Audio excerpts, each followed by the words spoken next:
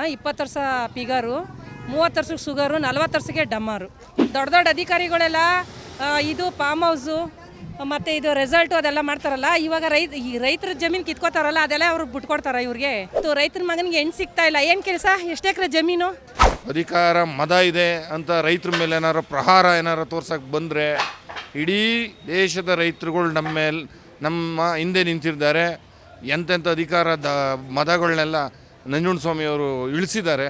ಆ ಟೈಪ್ ಈಗೂ ಆಗುತ್ತೆ ಸರ್. ಇಲ್ಲಿ ನಾವೆಲ್ಲ ರೈತರು, ಇಲ್ಲಿ ಬಿಡದಿ ಭಾಗದ ರೈತರು. ಇವಾಗ ನಾವು ಈ ಭೂಮಿಲಿ ಏನು ಅಕ್ವಿಜೇಷನ್ ಅಂತ ಸರ್ಕಾರ ಮಾಡ್ಕೊಂಡಿದೆ, ಸುಮಾರು ನಾವು 438 ದಿನ ಆಗಿದೆ. ಇವತ್ತು 39ನೇ ದಿನ ಕಾಲಿಟ್ಟಿದ್ದೀವಿ. ಇಲ್ಲಿವರೆಗೂ ಇಷ್ಟು ಹೋರಾಟ ಮಾಡ್ತಾಯಿದ್ದೀವಿ. ಯಾವುದೇ ಒಂದು ಸರ್ಕಾರಗಳು ನಮಗೆ ಒಂದು ಪ್ರತಿಕ್ರಿಯೆ ನೀಡ್ತಾ ಇಲ್ಲ. ಎಲ್ಲ ಕಡೆ ಮನವಿ ಕೊಟ್ಟರು ನಮ್ಮನ್ನ ಕೇವಲವಾಗಿ ನೋಡ್ತಾ ಇದ್ದಾರೆ ರೈತರು. ಮತ್ತು ಇವಾಗ ಏನಂದರೆ ಅವರು ಪ್ರತಿಷ್ಠೆಯಾಗಿ ತೊಗೋತಾ ಇದ್ದಾರೆ. ಈಗ ಗಂಡ ಹೆಂಡತಿ ಮಧ್ಯೆ ಕೂಸು ಬಡವಾಯ್ತು ನನಗೆ. ಇವ್ರ ಪ್ರತಿಷ್ಠೆ ಜಗಳದಲ್ಲಿ ನಮ್ಮ ಬಡ ರೈತರನ್ನ ಯಾರೂ ಕೂಡ ಏನು ಎತ್ತ ಅಂತ ನಮ್ಮನ್ನ ವಿಚಾರಿಸೋರಿಲ್ದಂಗೆ ಆಗಿದೆ. ಜೊತೆಗೆ ನಾವು ಈ ಭೂಮಿನೇ ನಂಬ್ಕೊಂಡು ಬದುಕಿರೋದ್ರಿಂದ ನಮಗೆ ಇದನ್ನು ಬಿಟ್ಟು ಬೇರೆ ಯಾವುದೂ ಇಲ್ಲ. ಜೊತೆಗೆ ಇಲ್ಲಿ ಏನು ಸುತ್ತಮುತ್ತ ಕೈಗಾರಿಕೆಗಳಿದೆ, ಅಲ್ಲಿ ಯಾರೂ ಕೂಡ ನಮ್ಮನ್ನು ಕೆಲಸಕ್ಕೆ ತೊಗೊಳ್ಳಲ್ಲ. ಯಾಕಂದರೆ 40 ವರ್ಷ ಆದಮೇಲೆ ಯಾವುದೇ ಒಂದು ರೀತಿ ಫ್ಯಾಕ್ಟ್ರಿಗಳಲ್ಲಿ ನಮ್ಮನ್ನು ಕೇರ್ಲೆಸ್ ಮಾಡ್ತಾರೆ ಹೊರತು ಯಾವುದೋ ಒಂದು ಕಸ ಗುಡಿಸೋದಕ್ಕೆ ಏನೋ ಮಾಡೋದಕ್ಕೆ ತೊಗೋತಾರೆ. ಆದರೆ ನಾವು ನಮ್ಮ ಸ್ವಂತವಾಗಿ ಇವತ್ತು ನಾವು ಸ್ವಯಾರ್ಜಿತವಾಗಿ ದುಡ್ಕೊಂಡು ನಮ್ಮ ಬದುಕನ್ನು ನಾವು ಕಟ್ಕೊಂಡಿದ್ದೀವಿ, ಯಾವ ರೀತಿ ಜೀವನ ಮಾಡಬೇಕು ಅಂತ. ಆದರೆ ಈ ಸರ್ಕಾರದಿಂದ ನಿಜವಾಗ್ಲೂ ತುಂಬ ಇದಾಗ್ತಿದೆ. ಜೊತೆಗೆ ಈಗೇನೆಂದರೆ ಅರ್ಧ ಎಕರೆ ಭೂಮಿ ಇಟ್ಕೊಂಡು ಹಾಲು ಕರೆದು ಹಾಲು ಕುಡಿದು ಜೀವನ ಮಾಡ್ತಾಯಿದ್ದೀವಿ. ಅದೇ ಇವರು ದುಡ್ಡು ಕೊಟ್ಟು ನಮ್ಮನ್ನು ಅದೇ ಹಾಲು ಕುಡಿಯೋ ಜನಗಳಿಗೆ ಹಾಲು ಕುಡಿದು ಸಾಯಿರಿ ಅನ್ನೋ ರೀತಿ ನಮ್ಮನ್ನು ಮಾಡ್ತಿದ್ದಾರೆ. ನಿಜವಾಗ್ಲೂ ಇದು ನಾವು ಇವತ್ತು ಕೇಳ್ಕೊತಾ ಇದ್ದೀವಿ ಸರ್ಕಾರಕ್ಕೆ, ದಯವಿಟ್ಟು ನಮ್ಮ ಭೂಮಿನ ನಮಗೆ ಬಿಟ್ಬಿಡಿ. ನಮ್ಗೆ ಇದನ್ನು ಬಿಟ್ಟರೆ ಬೇರೆ ಬದುಕಿಲ್ಲ. ಜೊತೆಗೆ ನಮಗೇನೆಂದರೆ ಇಲ್ಲಿನ ಪರಿಸರನ ನೀವು ಬೆಂಗಳೂರಲ್ಲಿ ಏನೇ ಆದರೂ ಕೂಡ ಈ ಪರಿಸರ ನೀವು ತಂದು ಕೊಡೋಕ್ಕಾಗತ್ತಾ ನಿಮ್ಮ ಕೈಲಿ? ಯಾವುದೇ ಕಾರಣಕ್ಕೂ ಆಗಲ್ಲ. ಜೊತೆಗೆ ಅಲ್ಲಿಂದ ಬರೋವಂಥ ಎಲ್ಲೆಲ್ಲೋ ಬಂಜರು ಭೂಮಿಗಳು ಎಷ್ಟೊಂದು ಕಡೆ ಇದೆ, ಅಲ್ಲೆಲ್ಲ ಹೋಗಿ ಮಾಡ್ಬೋದಲ್ವಾ? 100 ಎಕರೆ 1000 ಎಕರೆ ನೀವು ರಾಜಕೀಯ ವ್ಯಕ್ತಿಗಳು ಮಾಡ್ಕೊಂಡಿರ್ತಾರ, ಅಂಥ ಭೂಮಿನ ನೀವು ಮಾಡ್ಕೊಳ್ಳಿ. ನಾವು ಬೇಡ ಅಂತ ಹೇಳ್ತಿಲ್ಲ. ಇವತ್ತು ನಾವೆಲ್ಲ ಇಟ್ಕೊಂಡಿರೋದು ಅರ್ಧ ಎಕರೆ, 1 ಎಕರೆ, 10 ಗುಂಟೆ, 5 ಗುಂಟೆಲಿ ಎಷ್ಟೋ ಮನೆಗಳಲ್ಲಿ ಜಮೀನೇ ಇಲ್ಲದೆ ಪಾಲಿಗೆ ಮಾಡಿಕೊಂಡು ಬದುಕ್ತಾ ಇದ್ದಾರೆ. ಯಾಕೆ ಆ ಥರ ಅಂಥ ರೈತರನ್ನೆಲ್ಲ ನೀವು ಹಾಳು ಮಾಡಿ ಜೀವನ ಮಾಡ್ತಾ ಇದ್ದೀರಾ? ಜೊತೆಗೆ ಈಗ ಏನು ಹೇಳ್ತೀರಿ ಅಂದರೆ ನೀರಿಗೆ ಒಯ್ಯಿರಿ, ಪಾಚಿಗೆ ಜಾತಿ ಒಯ್ಯಿರಿ ಅಂತ ಹೇಳ್ದಂಗೆ ನೀವು ಒಕ್ಕಲಿಗರನ್ನ ಎಲ್ಲ ಒಕ್ಕಲ್ತನನ ಎಬ್ಸ್ಬಿಟ್ರೆ ನೀವು ಗೌಡ ಅನ್ನಿಸ್ಕೊಂಡು ಏನು ಪ್ರಯೋಜನ? ನೀವು ಇವತ್ತು ಮುಖ್ಯಮಂತ್ರಿ ಸ್ಥಾನ ಬೇಕು ಅಂತಲ್ಲ ಇಷ್ಟು ಪಟ್ಟು ಮಾಡ್ತಾ ಇದ್ದೀರಲ್ಲ, ನಾವು ರೈತರು ಯಾಕೆ ನಮ್ಮ ಭೂಮಿ ಬೇಕು ಅಂತ ಪಟ್ಟು ಮಾಡಬಾರ್ದು? ನಮ್ಗೆ ಯಾಕೆ ಅವಕಾಶ ಕೊಡ್ತಾಯಿಲ್ಲ ನೀವು? ಇದರಲ್ಲಿ ನಾವು ಏನು ಅನ್ಯಾಯ ಮಾಡಿದ್ದೀವಿ ನಿಮಗೆ? ಅಥವಾ ನಮ್ಮಿಂದ ಏನಾದರೂ ಇಲ್ಲಿ ಬೆಳೆ ಬೆಳೆಯೋದಕ್ಕಾಗಲ್ಲ, ಇದು ಬಂಜರು ಭೂಮಿ, ಇಲ್ಲಿಂದ ಏನು ಪ್ರಯೋಜನ ಇಲ್ಲ ಅಂದರೆ ನೀವು ತೊಗೋಬೇಕು, ನಾವೇ ಸ್ವಯರ್ಜವಾಗಿ ಕೊಡ್ತೀವಿ. ಇಲ್ಲಿ ಒಂದು ಮಲೆನಾಡಿ ರೀತಿ ಇರೇ ಈ ಭೂಮಿನ ನಿಮಗೆ ತೊಗೊಳಕ್ಕೆ ಮನಸ್ಸಾದರೂ ಹೆಂಗೆ ಬರುತ್ತೆ? ಇಲ್ಲೇನಾದರೂ ಕಲ್ಲು ಬೆಳಿತಿದ್ದೀವ ಅಥವಾ ಇನ್ನೇನಾದ್ರು ಕೋರೆ ಕೆಲಸ ಏನಾದರೂ ಮಾಡ್ತಿದ್ವಾ? ಇಲ್ಲ ಅಲ್ವಾ? ನಾವು ಮುಚ್ಚಿಟ್ಕೊಳ್ಳೋದೇನೂ ಇಲ್ಲ. ನಿಮ್ಮ ಕಣ್ಣಾರೇನೆ ಪ್ರತಿಯೊಂದು ಕಡೆನೂ ಎಲ್ಲ ಕಡೆನೂ ನೋಡಿ. ನೀವು ಇಲ್ಲಿ ಏನೂ ಬರಲ್ಲ, ಇದು ಬರಡು ಭೂಮಿ ಇದೆ ಅಂತಂದರೆ ನೀವು ಮಾಡ್ಕೊಳ್ಳಿ. ಇಂಥ ಪರಿಸರನ ಹಾಳು ಮಾಡಿಬಿಟ್ಟು ನೀವು ನಮ್ಮ ರೈತರಿಗೆ ಅನ್ಯಾಯ ಮಾಡ್ತಿದ್ದೀರಲ್ಲ, ಇದು ನ್ಯಾಯನಾ? ಇದು ಸರಿನಾ? ನಾವು ಈಗಲೂ ಕೇಳ್ಕೊತಾ ಇದ್ದೀವಿ, ದಯವಿಟ್ಟು ನಮ್ಮ ರೈತರನ್ನ ಉಳಿಸ್ಕೊಡೋಕ್ಕೆ ಅವಕಾಶ ಮಾಡಿಕೊಡಿ. ಇಲ್ಲಿನ DC ಹೇಳ್ತಾರೆ, ಮೊನ್ನೆ ನಾನು ಒಬ್ಬ ಜಮೀನ್ದಾರಾಗಿದ್ದೆ, ಮಾರಿಬಿಟ್ಟು ಇವತ್ತು ನಾನು ಓದ್ಬಿಟ್ಟು IAS ಓದಿ ನಾನು ಒಂದು DC ಪೋಸ್ಟ್ ಬಂದಿದ್ದೀನಿ ಅಂತ ಹೇಳ್ತಾರೆ. ಪ್ರತಿಯೊಂದು ಮನೇಲಿ ಎಲ್ಲ ಓದ್ಬಿಡ್ತಾರಾ ಸರ್? ಎಲ್ಲ ಮಕ್ಕಳೂ ಈಗ ನಮ್ಮ ಮನೇಲಿ 4 ಮಕ್ಕಳಿದ್ದಾವೆ ಅಂದರೆ 4 ಮಕ್ಕಳನ್ನು ಓದ್ಬಿಟ್ಟು DC ಆಗಿಬಿಟ್ರೆ ಎಲ್ಲಿ ಕೊಡ್ತಾರೆ? ಎಲ್ಲ ಮನೆಗೂ DC ಕೆಲಸ ಕೊಡ್ತಾರಾ? ಏನೋ ಪ್ರತಿಯೊಂದು ಹಳ್ಳಿಗೂ ಕೊಟ್ಬಿಡ್ತಾರಾ DC ಆಗಿ? ಈಗ ನನ್ನ ಮಕ್ಕಳು ಓದೋದೇ ಇಲ್ಲ. ಒಬ್ಬ ಮಗ ಹೇಳ್ತಾರೆ ನಾನು ಓದಲ್ಲ ಅಮ್ಮ, ನನ್ನ ಕೆಲಸನೇ ಮಾಡ್ಕೊಂಡಿರ್ತೀನಿ ಅಂತಾನೆ. ಅಂಥ ಮಕ್ಕಳು ನಾವು ಎಲ್ಲಿ ಕಳ್ಸೋಣ? ಇವಾಗ ಭೂಮಿ ಇದ್ದರೆ ನಾವು ಏನು ಬೇಕಾದರೂ ಮಾಡ್ತೀವಿ, ದುಡಿತೀವಿ ಅಂತ ನಮ್ಮ ಭರವಸೆ ಇದೆ. ನೀವು ನಮ್ಮನ್ನು ಯಾಕೆ ಈ ಥರ ನಮ್ಮ ಆಸೆನೆಲ್ಲ ಹಾಳು ಮಾಡೋಕ್ಕೆ ನಿಂತಿದ್ದೀರಾ? ದಯವಿಟ್ಟು ಹೇಳ್ತಾ ಇದ್ದೀನಿ, ಇದನ್ನೆಲ್ಲ ಬಿಟ್ಬಿಡಿ. ಇಲ್ಲಿ ಯಾವುದೋ ಒಂದು ಸ್ಕೀಮ್ ತೋರಿಸ್ಬಿಟ್ಟು ಮೊನ್ನೆ ಯಾರೋ ಒಬ್ಬರು ಶಾಸಕರು ಹೇಳ್ತಾಯಿದ್ರು, ಇದು ಏನು ಸ್ಕೀಮಲ್ಲ, ಇದು ಪರ ವಿರೋಧ ಅನ್ನೋದು ಇದ್ದೇ ಇರುತ್ತೆ ಅಂತ ಹೇಳ್ತಾಯಿದ್ರು. ಅವರಂತೂ ಕೂಪನ್ ಕಾರ್ಡ್ ತೋರಿಸಿ ಎಲ್ಲ ಗೆದ್ಬಿಟ್ಟು ಏನೋ ಮಾಡ್ತಾರೆ. ನಾವು ಈ ಭೂಮಿನ ತೊಗೊಂಡೋಗಿ ಎಲ್ಲರಿಗೂ ತೋರಿಸೋಣವಾ? ನಾವು ನೋಡಿ ಸ್ಕೀಮ್ ಇದೆ ನೋಡಿ ಅಂತ ತೋರಿಸ್ತಿದ್ದೀವ? ನಮ್ಮ ಭೂಮಿ ನಮಗೆ ಬಿಟ್ಬಿಡಿ. ನಾವು ಕೇಳ್ಕೊಳ್ಳೋದಿಷ್ಟೇ, ನಾವು ಪ್ರಾಣ ಹೋದ್ರೂ ಭೂಮಿ ಮಾತ್ರ ಯಾವುದೇ ರೀತಿಯೂ ನಾವು ಕೊಡೋದಿಲ್ಲ. ಇದಂತೂ ಸತ್ಯ. ಭೂಮಿ ಇರೋದ್ರಿಂದ ಅವ್ರು ಹೆಂಗೋ ಜೀವನ ಮಾಡ್ತಾವ್ರೆ. ರೈತರಿಗೆ ಅನ್ಯಾಯ ಮಾಡ್ತಾ ಇರೋದು ತುಂಬ ಇದು ಸರಿಯಿಲ್ಲ. ನೀವೇ ಹೇಳಿ, ನೀವೇ ಇದು ಮಾಡಿ. ಅವರು ಒಂದು ಇವರಾಗಿ ಅವರು ರೈತರ ಮಗ ಆಗಿ ಇರೋ ಜಮೀನ ಎಲ್ಲ ಕಿತ್ಕೊಂಡು ಅದು ಮಾಡ್ತೀನಿ ಇದು ಮಾಡ್ತೀನಿ ಅಂತಾರಲ್ಲ. ಈಗಾಗಲೇ ಜನಗಳಿಗೆ ನಿಮ್ಮ ಕಂಡಂಗೆ 40 ವರ್ಷಕ್ಕೆ ಎಲ್ಲ ಸತ್ತೋಯ್ತವ್ರೆ. ರೈತ ನೋಡಿ ಅಲ್ಲಿ ಎಷ್ಟು ವಯಸ್ಸಾಗಿರೋರಲ್ಲ ಅವ್ರೆ. ರೈತರೆಲ್ಲ ಎಷ್ಟೆಷ್ಟು ವಯಸ್ಸು 70, 80, 90 ವರ್ಷ ಇರೋ ಗಂಟ ಅವ್ರೆ. ಇವಾಗ 40 ವರ್ಷ ಬದುಕಿರೋದೇ ಕಷ್ಟ ಆಗದೆ. 20 ವರ್ಷ ಪಿಗರು, 30 ವರ್ಷಕ್ಕೆ ಶುಗರು, 40 ವರ್ಷಕ್ಕೆ ಡಮ್ಮರು. ಎಲ್ಲರೂ ಈ ಥರ ಆರೋಗ್ಯ ಕೆಡಿಸ್ಕೊಂಡು ಈಗಿರೋದೇ ಪರಿಸರ ಚೆನ್ನಾಗದೆ, ಒಳ್ಳೆ ಗಾಳಿ ಬೇಕು, ನೀರು ಬೇಕು, ಒಳ್ಳೆ ಫುಡ್ ಬೇಕು ಅಂತ ಹಾರೈಸ್ತಾರೆ. ದೊಡ್ಡ ದೊಡ್ಡ ಅಧಿಕಾರಿಗಳೆಲ್ಲ ಇದು ಫಾರ್ಮ್ ಹೌಸು ಮತ್ತು ಇದು ರೆಸಾರ್ಟು ಅದೆಲ್ಲ ಮಾಡ್ತಾರಲ್ಲ. ಇವಾಗ ರೈತರ ಜಮೀನು ಕಿತ್ಕೋತಾರಲ್ಲ, ಅದೆಲ್ಲ ಅವ್ರು ಬಿಟ್ಕೊಡ್ತಾರೆ ಇವ್ರಿಗೆ. ತುಂಬ ಅನ್ಯಾಯ ಇದು. ಭೂಮಿ ಇರೋದ್ರಿಂದ ಅವ್ರು ಉಸಿರು ಹೆಸರು ಎಲ್ಲ ಕೆಡ್ಸೋಕ್ಕೆ ನಿಂತವ್ರೆ. ದಯವಿಟ್ಟು ಇದನ್ನು ಮಾಡಬೇಡಿ, ಭೂಮಿ ಕಿತ್ಕೋಬೇಡಿ. ಭೂಮಿ ಇರೋದ್ರಿಂದ ಅವ್ರು ಉಸಿರಾಡ್ತಾ ಇದೆ. ಭೂಮಿನೇ ನಿಂತೋದ್ರೆ ಅವ್ರ ಹೆಸರು ಇಲ್ಲ, ಇದು ಇಲ್ಲ, ಏನು ಉಸಿರು ಇಲ್ಲ, ಹೆಸರು ಇಲ್ಲ, ಆ ಥರ ಆಗ್ತಾಯಿದೆ. ದಯವಿಟ್ಟು ಅವರು ಅರ್ಥ ಮಾಡ್ಕೋಬೇಕು. ರೈತರ ಮಕ್ಕಳನ್ನೆಲ್ಲ ಹಾಳು ಮಾಡ್ತಾವ್ರೆ, ಈಗಾಗಲೇ ಎಲ್ಲ ಹಾಳಾಗಿದ್ದಾರೆ. ನಿಮಗೆ ಗೊತ್ತು, ರೈತರ ಮಗನಿಗೆ ಹೆಣ್ಣು ಸಿಗ್ತಾ ಇಲ್ಲ. ಏನು ಕೆಲಸ? ಎಷ್ಟು ಎಕರೆ ಜಮೀನು ಇಷ್ಟಾಗ್ಲನ ಏನೋ ಮಾಡಿಕೊಂಡು ಸೀಮೆ ಹಸ್ಗಳು ಕೊಟ್ಟಿಗೆ ಗೊಬ್ಬರ ಹಾಕಿ ರೈತ ಬೆಳೆ ಬೆಳಿತಾವನೆ. ಅದನ್ನು ತಿಂದ್ರೇ ಅವ್ರಿಗೆ ಆಹಾರ ಒಳ್ಳೆ ಫುಡ್ ಸಿಗಿದ್ರೇ ಅವ್ರು ಚೆನ್ನಾಗಿ ಬದುಕಿರೋದು. 70-80 ವರ್ಷ ಬದುಕಬೇಕು ಅಂದರೆ ಇವರೆಲ್ಲ ಬೆಳೆದ್ರೇ ಅವರು ತಿಂದು ಉಸಿರುಳಿಸ್ಕೊಳ್ಳೋದು. ಅದನ್ನು ಮೊದಲು ಅರ್ಥ ಮಾಡ್ಕೋಬೇಕು. ಅವರು ಈ ಥರ ಎಲ್ಲ ಮಾಡೋದು ತಪ್ಪು. ಮಾಡೋಕ್ಕೆ ಬಿಡೋದು ಇಲ್ಲ. ಅಷ್ಟೇ. ಇಲ್ಲಿ ಏನು 440 ದಿವಸ ಇವತ್ತಾಗಲೇ ಮುಗಿಸಿದ್ದೀವಿ. ಈ ಮುಗಿಸ್ಕೊಂಬಂದಿರೋಂಥ ದಿನದಲ್ಲಿ ತಾವು ಇವತ್ತು ಬಂದಿದ್ದೀರಾ. ತಮಗೆ ನಮ್ಮ ಸ್ನೇಹಿತರುಗಳೆಲ್ಲ ವಿಚಾರಗಳನ್ನು ಹೇಳವ್ರೆ. ಮತ್ತು ಇವಾಗ ನಾನು ತಿಳಿಸಪಡಿಸೋದೇನು ಅಂದರೆ, ತಮಗೆ ನಾವು ಈಗಾಗಲೇ DC-ಗೆ ನಮ್ಮ ಭೂಮಿನ ಕೊಡಲ್ಲ ಅಂತ ಹೇಳಿ ಈ ಭೂ ಸ್ವಾಧೀನದ ವಿರೋಧವಾಗಿ ನಾವು ಅರ್ಜಿ ಹಾಕಿದ್ದೀವಿ. 3,500 ಜನ ಅರ್ಜಿ ಹಾಕ್ಕೊಂಡಿದ್ದೀವಿ ಕೊಡಲ್ಲ ಅಂತ ಹೇಳಿ. ನಮ್ಮ ಜಮೀನಿನ ಪಾಣಿ ಜೊತೆಗೆ ಅವರೇನು ಒಂದು ಫಾರ್ಮಾಲಿಟಿ ಹೊಡೆಸಿದ್ರು, ಆ ಲೆಟ್ರನ್ನ ಬರೆದು DC-ಗೆ ಅಬ್ಜೆಕ್ಷನ್ ಹಾಕಿದ್ದೀವಿ ಈಗಾಗಲೇ, ಕೊಡೋದಿಲ್ಲ ಅಂತ ಅಂದ್ಬಿಟ್ಟು. DC ಅವ್ರ ಪ್ರತಿಕ್ರಿಯೆ ಹೆಂಗಿತ್ತು? DC ಅವ್ರ ಪ್ರತಿಕ್ರಿಯೆ ಏನು ಅಂತ ಅಂದರೆ, ಇವತ್ತಿನ ಏನು ಆಡಳಿತಾರೂಢ ಸರ್ಕಾರ ಐತೆ ಆ ಸರ್ಕಾರದ ಪರವಾಗಿ ಮಾತಾಡೋ ಥರ ಕಾಣಿಸ್ತು. ಹೌದು. ಇವಾಗ ರೈತರ ಜೊತೆ ಕೆಲವು ಇದು DK ಶಿವಕುಮಾರ್ ಅವ್ರ ಜೊತೆ ಕೆಲವೊಂದು ರೈತರು ಇದನ್ನು ಮಾಡಿದ್ರಂತ, ಮೀಟಿಂಗ್ ಮಾಡಿದ್ರಂತಲ್ಲ, ಆ ರೈತರು ಯಾರು ಅವರು? ನಾವು DK ಶಿವಕುಮಾರ್ ಏನು ಮಾಡಿದ್ರು, ನಾವು ಇಲ್ಲಿ ಒಂದು ಸಾಂಕೇತಿಕವಾಗಿ ಒಂದು ರಸ್ತೆ ತಡೆಯನ್ನು ಪ್ರತಿಭಟನೆ ಹಮ್ಮಿಕೊಂಡಿದ್ವಿ. ನಾವು ಅವತ್ತು ಪ್ರತಿಭಟನೆ ಹಮ್ಮಿಕೊಂಡಿದ್ದ ಮೇಲೆ ಏನು ಮಾಡಿದ್ರು, DC ಅವರು ಮಾತಾಡ್ಸೋಣ ಕರೆಸಿ ರೈತ ಮುಖಂಡರನ್ನ ಅಂತ ಅಂದಿದ್ರು. ನಾವು ಹೋಗಿದ್ವಿ. ಮಾತಾಡಿದ್ಮೇಲೆ ನಮಗೆ ಉಪಮುಖ್ಯಮಂತ್ರಿ ಅವ್ರನ್ನ ಮೀಟ್ ಮಾಡಿಕೊಡ್ತೀವಿ ಅಂತ ಅವರು ಭರವಸೆ ಕೊಟ್ಟರು.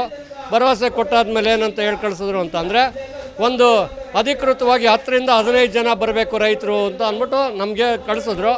ನಾವು ಒಂದು 15ರಿಂದ 20 ಜನ ಹೋಗಿದ್ವಿ. ಅವತ್ತು DC ಅವ್ರು ಏನು ಪ್ರತಿಕ್ರಿಯೆ ಕೊಟ್ರಪ್ಪ ನಮಗೆ ಅಂತ ಹೇಳಿದ್ರೆ, ಈ ಭಾಗದ ಏನು ಭೂಮಿ ಇದೆ, ಈ ಭಾಗದ ಒಂದು ಪರಿಸರ ಇದೆ, ಇದನ್ನೆಲ್ಲನೂ ನಾವು ಉನ್ನತ ಮಟ್ಟದ ಅಧಿಕಾರಿಗಳನ್ನ ಕಳಿಸಿ ಸಮೀಕ್ಷೆ ಮಾಡಿ ಮತ್ತೆ ಆಮೇಲೆ ನಿರ್ಧಾರ ಮಾಡ್ತೀವಿ, ತಮ್ಮ ಹತ್ರ ಎಲ್ಲ ಕೂತು ಮಾತಾಡಿ ನಿರ್ಧಾರ ಮಾಡ್ತೀವಿ ಅಂತ ಹೇಳಿ ಕಳಿಸಿದ್ರು. ಆಮೇಲೆ ನಮ್ಮನ್ನು ಯಾವುದೇ ಕಾರಣಕ್ಕೂ ಕರೀಲಿಲ್ಲ.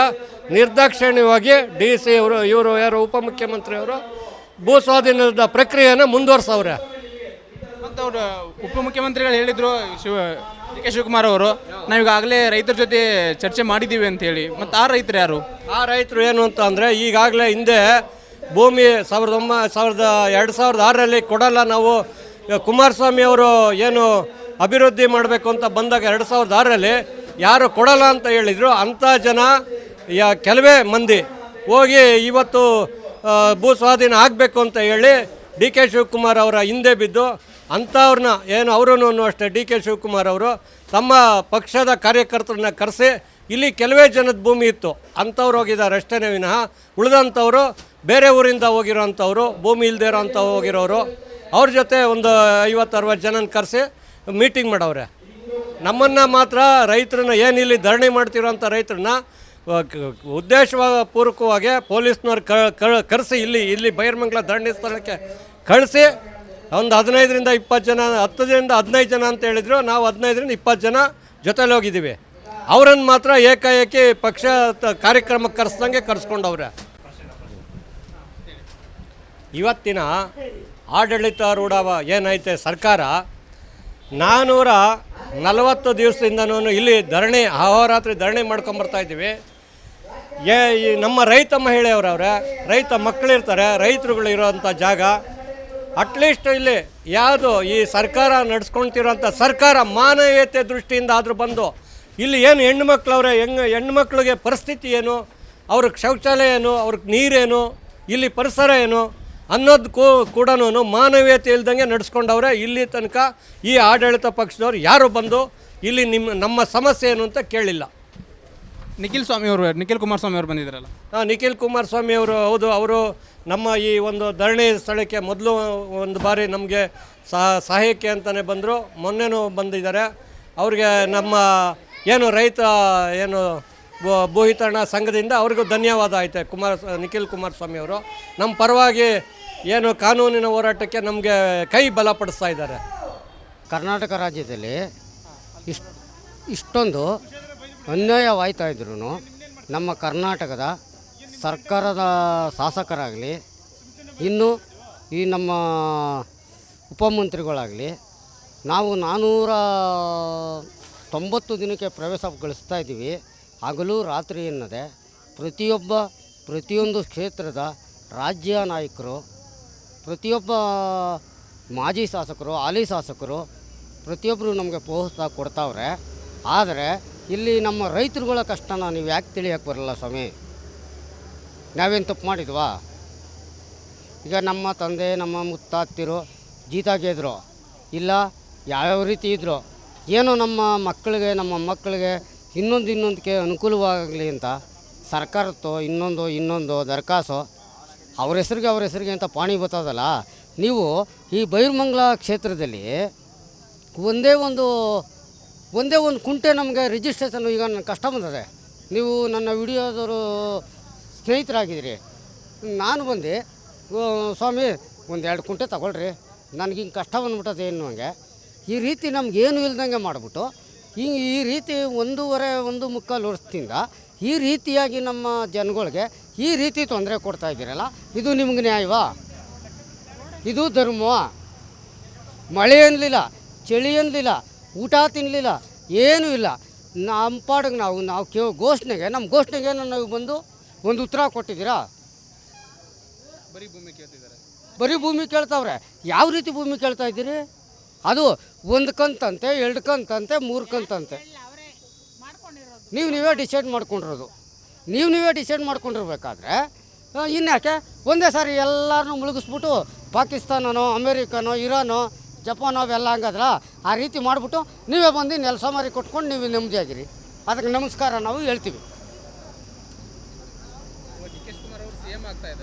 ಹಾಂ, ಅಯ್ಯೋ ಸ್ವಾಮಿ, ಎಲ್ಲ ಹಳ್ಳಹಳ್ಳಿನೂ ಪಟಾಕಿ ನಮ್ಮ ಡಿ ಕೆ ಶಿವಕುಮಾರ್ ಅವ್ರಿಗೆ 108 ಕೋಟಿ ನಮಸ್ಕಾರ ಮಾಡಿಕೊಂಡು ಅವರಾಗಲಿ ಮೊದಲು ನಮ್ಮ ಪ್ರತಿಯೊಂದು ಹಳ್ಳಹಳ್ಳಿಲೂ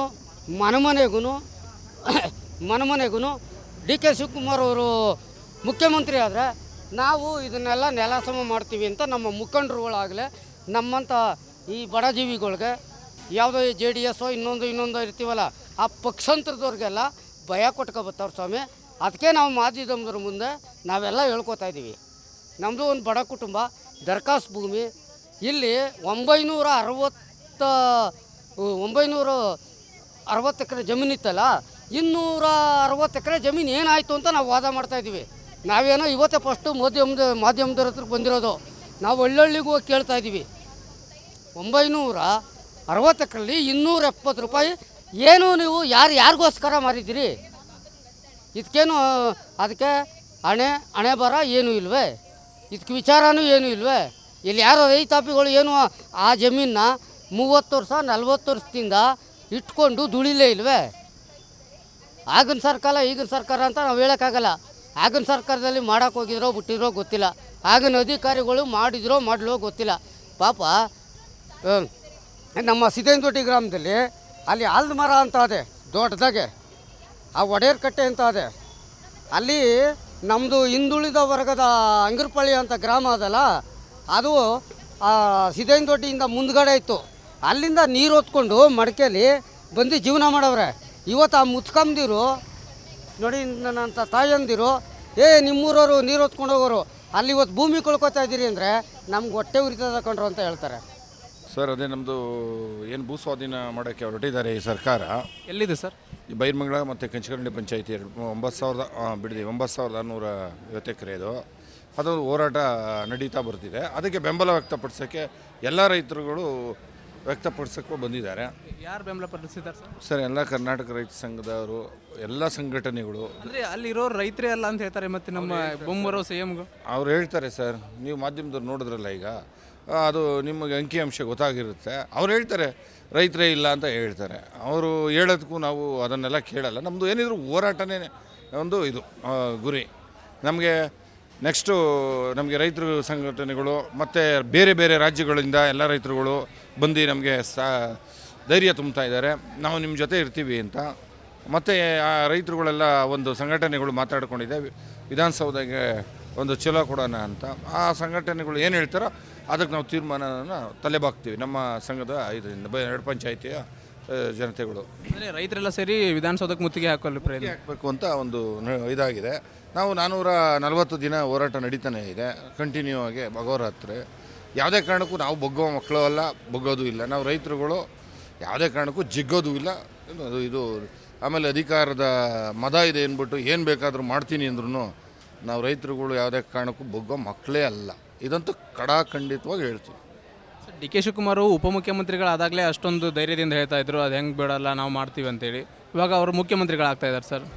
ಆಗಲಿ ಬಿಡಿ ಸರ್, ಮುಖ್ಯಮಂತ್ರಿ ಆದ್ರೇನು ಕಾನೂನನ್ನು ಉಲ್ಟಾ ಮಾಡೋಕ್ಕಾಗುತ್ತಾ? ಅಂಬೇಡ್ಕರ್ ಸಂವಿಧಾನನ ಏನು ತಿರುಚಕ್ಕಾಗಲ್ವಲ್ಲ. ಸಂವಿಧಾನ ಏನಿರ್ತದೆ ಅದೇ ಮಾಡಬೇಕೇ ಹೊರತು ಸಂವಿಧಾನ ಮೀರಿ ಏನು ಮಾಡೋಕ್ಕಾಗಲ್ಲ. ನಾವು ಹೋರಾಟ ಏನು ಮುಖ್ಯಮಂತ್ರಿ ಆಗಿಬಿಟ್ರೆ ಹೋರಾಟ ಬಿಟ್ಬಿಡೋಕ್ಕಾಗುತ್ತಾ? ನಮ್ಮದು ಹೋರಾಟ ನಿರಂತರವಾದಂಥ ಹೋರಾಟ, ನಮಗೆ ಜಯ ಸಿಗೋ ಗಂಟ ಯಾವುದೇ ಕಾರಣಕ್ಕೂ ನಾವು ಯಾವುದಕ್ಕೂ ಬಗ್ಗೋ ಮಕ್ಕಳಲ್ಲ.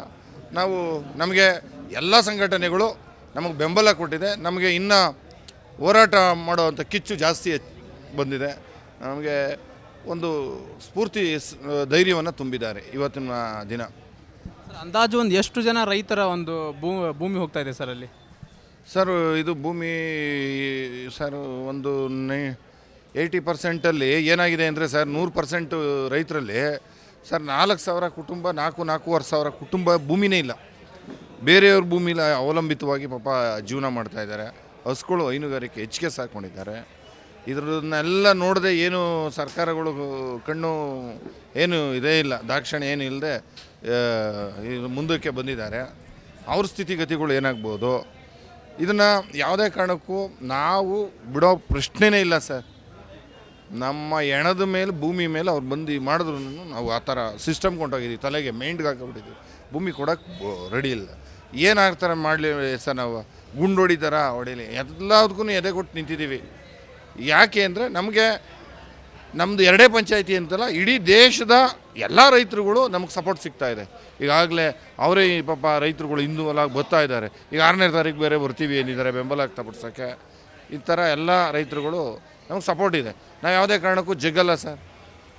ಅಧಿಕಾರ ಮದ ಇದೆ ಅಂತ ರೈತರ ಮೇಲೆ ಏನಾರು ಪ್ರಹಾರ ಏನಾರು ತೋರ್ಸೋಕ್ಕೆ ಬಂದರೆ ಇಡೀ ದೇಶದ ರೈತರುಗಳು ನಮ್ಮ ಹಿಂದೆ ನಿಂತಿದ್ದಾರೆ. ಎಂತೆಂಥ ಅಧಿಕಾರದ ಮದಗಳನ್ನೆಲ್ಲ ನಂಜುಂಡಸ್ವಾಮಿಯವರು ಇಳಿಸಿದ್ದಾರೆ. ಆ ಟೈಪ್ ಈಗೂ ಆಗುತ್ತೆ.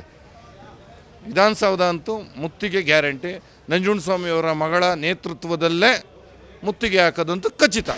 ಯಾವಾಗ ಸರ್? ಇದನ್ನು ನಮ್ಮ ರೈತರ ಸಂಘದವರು ಎಲ್ಲ ಮಾತಾಡ್ತಾರೆ. ಅದೊಂದು ಡೇಟ್ ಹೇಳ್ತಾರೆ ಸರ್. ಅಂದಾಜು ಅಂದರೆ ಹಂಗೆ ಯಾವ ತಿಂಗಳಲ್ಲಿ? ಅದು ಸರ್ ನಮ್ಮ ಇಡೀ ಎಲ್ಲ ನಮ್ಮ ದೇಶದ ರೈತರ ಸಂಘದ ಒಕ್ಕೂಟ ಏನಿದೆ, ಆ ಒಕ್ಕೂಟ ಅವರು ಒಂದು ಕಮಿಟಿ ಏನಿದೆ ಎಲ್ಲ ಒಂದು ಮೀಟಿಂಗ್ ಆಗ್ತಾರೆ. ಅವರೊಂದು ನಿರ್ಧಾರ ತಗೊಂಡಾಗ ಅದಕ್ಕೆ ನಾವು ತಲೆಬಾಗಲೇಬೇಕು. ಅವ್ರ ತೀರ್ಮಾನನೇ ಅಂತಿಮ. ನಮ್ಮದೇನು ಇಲ್ಲಿ ಬೈರಮಂಗಲ ಕಂಚನಹಳ್ಳಿ ಪಂಚಾಯಿತಿ ರೈತರುಗಳಿದೆ, ಅವರು ಅಂತಿಮವಾಗಿ ಒಂದು ಡೇಟ್ ಕೊಡ್ತಾರೆ. ಅವರು ಇಲ್ಲಿಂದ ಬೈರಮಂಗಲದಿಂದ ಚಲೋ ಕೊಡ್ತಾರೆ ವಿಧಾನಸೌಧಕ್ಕೆ ಮುತ್ತಿಗೆಗೆ. ಅವ್ರು ಯಾವಾಗ ಹೇಳ್ತಾರೆ, ಅವ್ರ ಡೇಟ್ ಏನೇನು ಅನೌನ್ಸ್ ಮಾಡ್ತಾರೆ, ಆವಾಗ ನಾವೆಲ್ಲ ಸಿದ್ಧತೆಯಾಗಿ ನಮ್ಮ 2 ಪಂಚಾಯಿತಿ ಜನತೆ ನಾವು ರೆಡಿಯಾಗಿರ್ತೀವಿ.